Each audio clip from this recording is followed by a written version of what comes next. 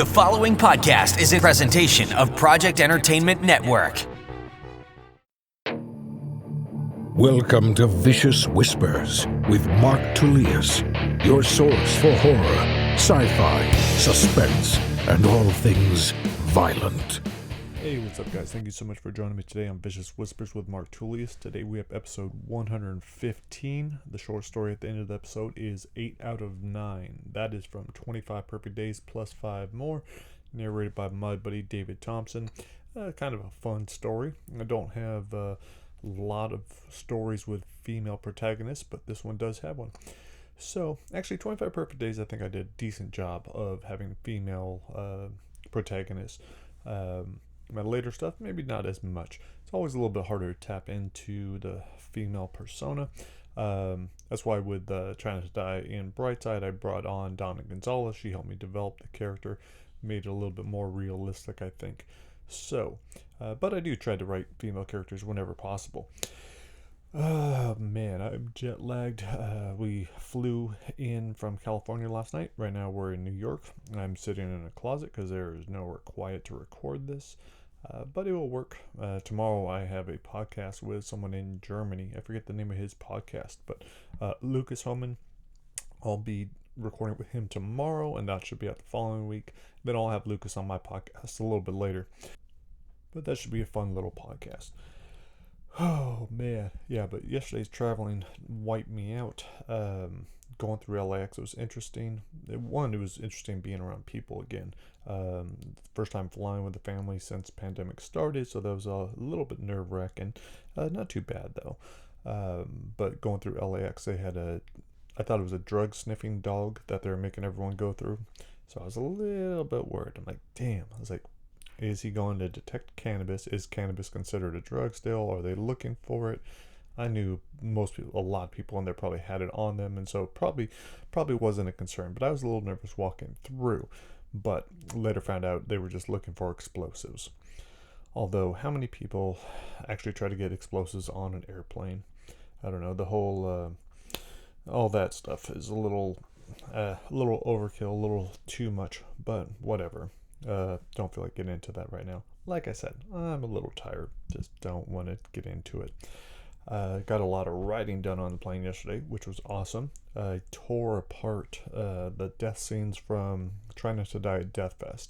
Now, a lot of people might think, well, oh wow, they must have been terrible. Like, if anyone saw my pages, they'd be like, these pages must have been awful beforehand. But they weren't. We'd already gone over them. They were good sentences. They told a good little story. But there's always opportunity to destroy sentences, to make them into something much, much better, to make it more realistic, more clear, just better. And so, I have to give them to Glenn. I'll type it all up if I could make out my notes. But yeah, for any outsider looking at it, be like, oh my God. But I tell people all the time, like, hey, I do that to my drafts, like 6, 7, 8, 9 drafts in. I'm still tearing them apart. Then an editor is going to look at it. They're going to tear it apart even more, give it back to me, and then I'll still find stuff. So there's always room to improve with your writing. Definitely don't want to write a short story and think you're done with it. Like, you can let it sit for a while. And when you go back to it with fresh eyes, you'll be like, oh, I want to change this. I want to change this. How can I make this better? How can I make this sound better? And so that's what I enjoy doing. So I spent half the flight working on those pages. The other half I did the first short story in Tales of the Blessed and Broken, Act 2. I've already completed Heimdall. He's the first character. I have 9 short stories of his already pretty much wrapped up. I'll fine tune them after I finish these other ones. But then I have 9 short stories for Lucas. They're already fairly plotted out. Now it's just a matter of knocking them out. So yesterday on the plane, I knocked out the first one. I didn't type it up. This is all handwritten. And then I want to do one a day and try to get through all 18. So the other 8 of Lucas, and then 9 of this guy Vince, and who comes after. That's the third act. And so I won't type all those up until after. But if I could get them all on paper, that would be a huge start. And even if I don't finish, I mean, it's still going to be a huge amount of work that I'm getting done in a small amount of time. And it's a nice change from having to spend so much time on the brain book. All I've been doing the last week or so is fine-tuning the brain book, so getting it ready for the print copy, the advanced copy, and the electric copy, so I can send it out to reviewers. That's going to be the important thing right now. That's what I really need to be focusing on. So that is what I'll do. But while I'm working on that, that's my main focus. My secondary focus is going to be the Try Not to Dies and developing the Tales of the Blessed and Broken early years. So a lot of cool stuff headed, to do.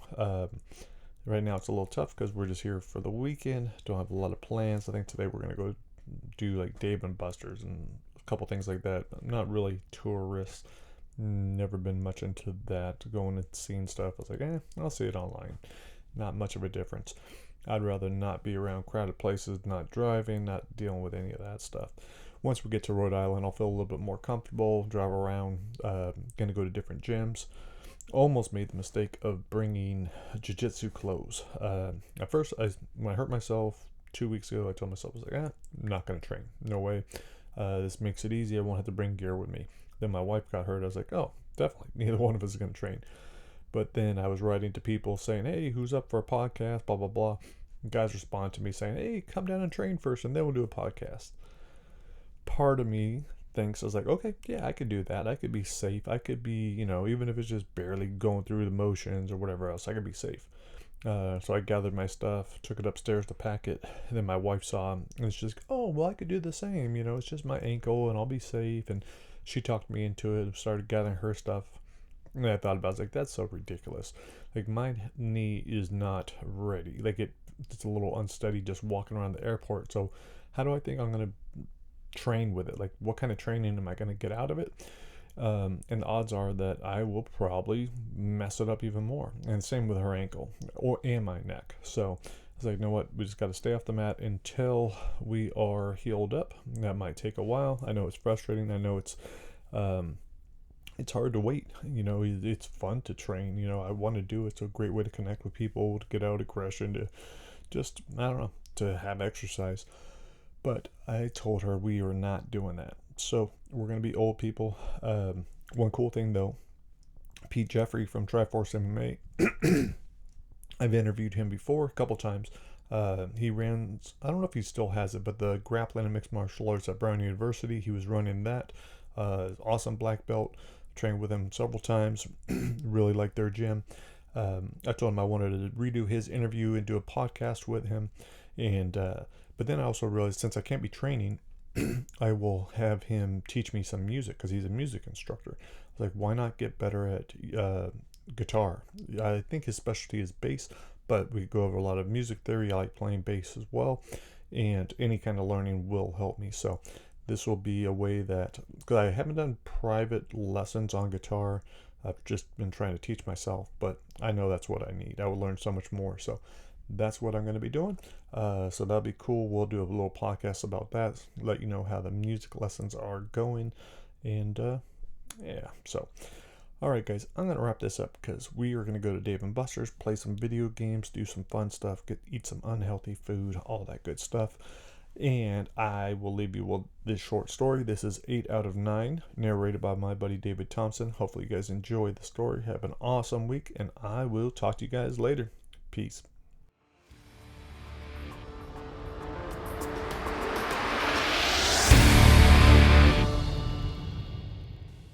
Eight out of 9, December 17th, 2056. Vanessa entered the waiting room. The door slammed shut behind her. The lock clicked. 4 rows of girls turned as one to see the new girl. Vanessa clutched the faded gray robe to her chest and slipped into the last row of blue plastic chairs. The center's oversized slippers slapped the tiles as she made her way past trembling knees. She didn't look at their faces, giving them the privacy she so desperately wanted. Halfway down the row, 2 girls clutched each other's hands. Vanessa wondered if they knew each other before today. The coarse robe scratched her bare flesh. Vanessa hurried and sat down on the last chair against the wall. The girl 2 seats down whispered something like hello. Vanessa nodded and stared at the sweet 14 slip in her hands. Her bright red fingernails were chipped. She'd need to touch them up before she returned to work. This was the first time she'd rather be at her job. The crumpled card had her information printed on the front, and the penalty for not appearing on the back. She tried to steady her hands, search for some loophole, a mistake she missed or a word they got wrong. This was the first piece of mail she'd ever received, the only one that would ever matter. 8 out of 9. Those were the odds every girl was given. The rectangular waiting room had no windows, the walls the color of a gray winter sky. The door she'd entered was behind her and locked. The massive metal door they'd all eventually walk through was directed in front of them. Vanessa tried not to think of the things taking place on the other side. She'd never seen the inside of a slaughterhouse, but that's what she pictured. Her father had told her stories before he died. He worked in one back when it was still safe to eat meat. He always said he felt sorry for the helpless creatures. It was like they knew what was coming, the way her parents must have felt the last time they went to the DMV. Vanessa tried to remember her father's face.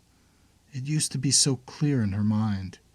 She only knew her mother from the faded picture her father carried in his wallet. Part of her wished they were in the other room, with the rest of the parents, all anxiously waiting to take home their little girls. But another part was glad they weren't around to see this. Large red letters scrolled on a continuous loop around the electronic display box above the steel door. Joanne Weaver. Vanessa wondered if Joanne was already on the other side of the door, or if she was here waiting, cowering in her chair, clutching the last shred of hope they'd forget her and move on to the next girl. Vanessa looked around the room for Joanne. Every girl was different. None fat, but all degrees of skinny. Some were pale and ugly, others a little beautiful, even though they were crying. One girl with blonde hair just kept smiling. Vanessa wondered if the girl's mother had told her they might pass her over if she looked pretty. There were dark-skinned girls and blue-eyed girls. There were tall ones in every shade of hair. But while every girl was different, every girl was the same. Some hid the fear better, but no one wanted to be here, not on her birthday. Vanessa used to look forward to the little party her father and uncle would give her. They never had money, but they'd sing and split a stick of gum. When she turned 11, Vanessa's uncle took her to a field to shoot tin cans with a particle pistol. Vanessa hated the whirring noise it made when it was charging, but it made her giggle when the tin can would evaporate. That was the last year girls had options, back when the controllers actually paid those who volunteered. The box above the door chimed, and a mechanical voice said, "Michelle Jackson?" A homely girl in the front row stood before her name finished scrolling across the display box. Her legs shook, but she held her head high as the metal door slid open and the guard clad in black entered the room. He was tall with a shaved head and thin goatee. He grabbed Michelle's card and studied it. Vanessa eyed his electroprod and shiny particle pistol. It looked nothing like the old-fashioned one she'd fired with her uncle. She didn't understand why a man twice Michelle's size needed a weapon at all. With those giant hands, he'd kill her with one punch. Michelle walked through the door, her head still held high. Vanessa hoped she'd be just as brave when her name was called. If Michelle had been attractive enough to find a decent husband who could support a family, would she still have been so quick to get up? Maybe Michelle never dreamed of being a mother. Even though Vanessa had never met her own, she always thought one day she'd have a kid, do all the things she could only imagine growing up, like story time or learning to put on lipstick. The woman who taught Vanessa told her to cake it on so men wouldn't focus on her wide nose. The girl 2 seats down was suddenly next to her, tapping on her leg. Vanessa hadn't realized she was shaking. Not from cold, not from fear, but out of anger. The controllers had taken everything. Her mother, her father. This was all she had left, and it'd be gone in the next 15 minutes. Relax, the girl said gently. They say it doesn't hurt. Vanessa stared at the girl's hand, the bright red fingernail polish, a clear sign they were both in the same line of work. Vanessa always told herself she was better than the others. She had her uncle to care for. All she had in common with the girl next to her was a birthday and the same shitty luck. The speaker called another name. When no one stood, the speaker blared the name again. Karen Chen, stand up. The tiny girl seated in the second row shot up, beautiful black hair halfway down her back. She wavered slightly, looking like she might faint when the door slid open and the guard walked toward her. Karen screamed as they dragged her through the door. The girl next to Vanessa said, It's for the best. My sister just had a kid. She lowered her voice and said, She refused to give him to the way. Now she's got to come up with $500 a month for the orphanage until he's adopted. Believe me, this is better. Vanessa nodded, trying to force herself to believe that was true. If she ever got pregnant, she knew she'd sacrifice everything. She'd be a good mother. Her dad always told her that. Said Vanessa had the same heart as the woman she never knew. The box chimed again, and the speaker buzzed to life. Vanessa Salazar? A hiss of static, then nothing. Vanessa's name scrolled across the box in red letters. The speaker squawked her name again. Vanessa bit her tongue. She wouldn't yell or cry or let them see the fear. She could hold on to that. The door slid open. The guard that had taken the other girls away appeared in the doorway, his cold eyes searching the room. If he wanted to take her, he'd have to come and physically rip her from the seat. Vanessa wanted him to grab her. She'd claw his eyes, rip out his throat and escape. She was small, and he'd underestimate her, not ready for the fury raging inside. The guard called her name. Vanessa wanted to rush him, but that'd only work if the rest of the girls would follow. There were enough, but if she called them to arms, she knew most wouldn't budge. She needed the element of surprise. She'd wait until the prick was inches away. Population control cards out. Names up, he ordered. The guard walked down the first row, read each girl's slip. At the end of the second row, he got on his transmitter. Barnett here. I'm going to need Williams. Barnett grabbed another card, read it, and shoved it back to the girl. Halfway down the third row, Vanessa could see his forearm muscles twitching, the excitement in his eyes. He lived for someone to resist.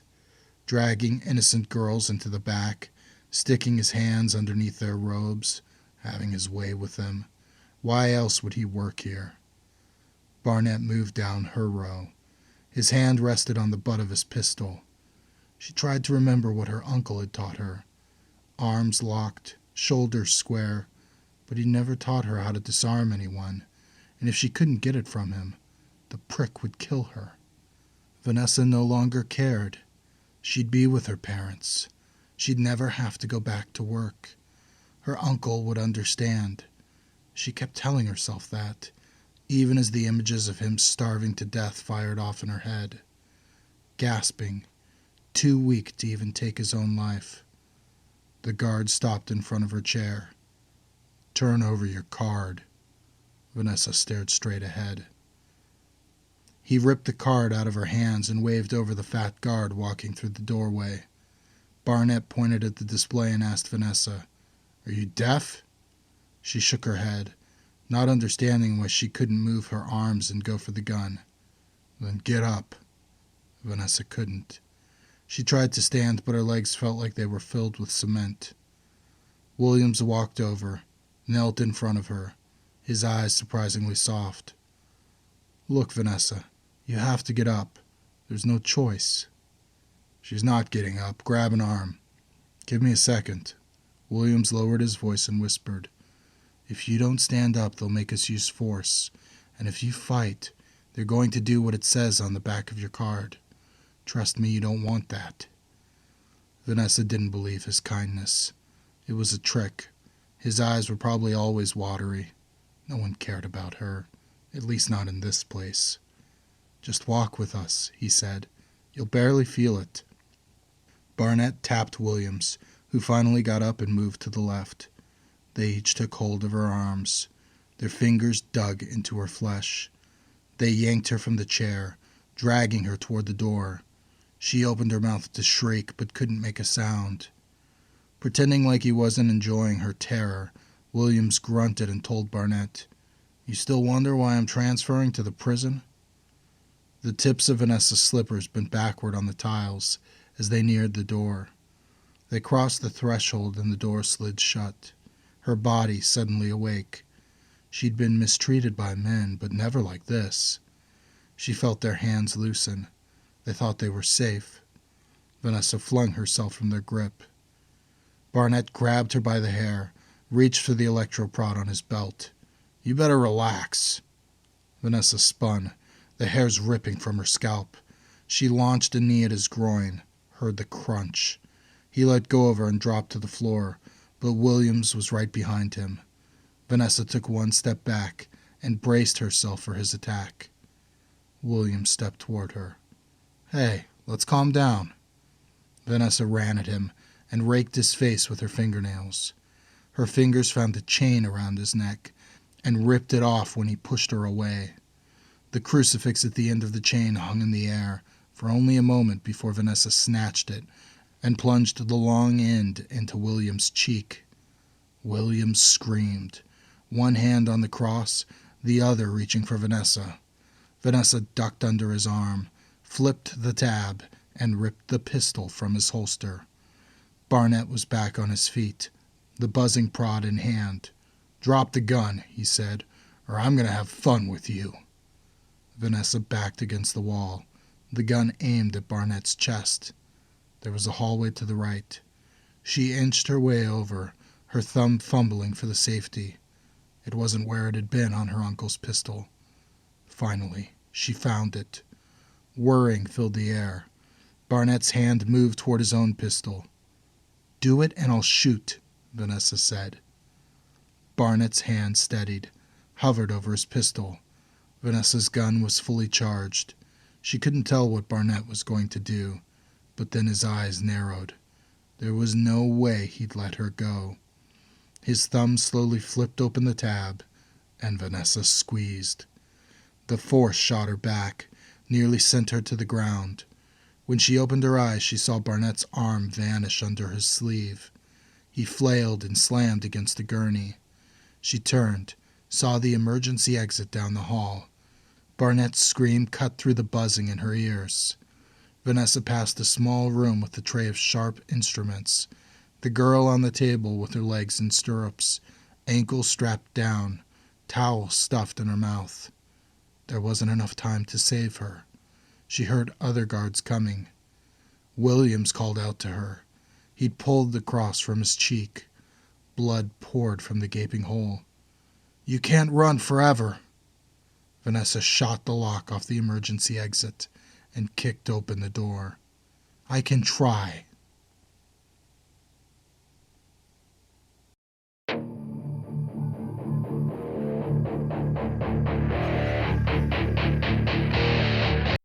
This has been a presentation of the Project Entertainment Network.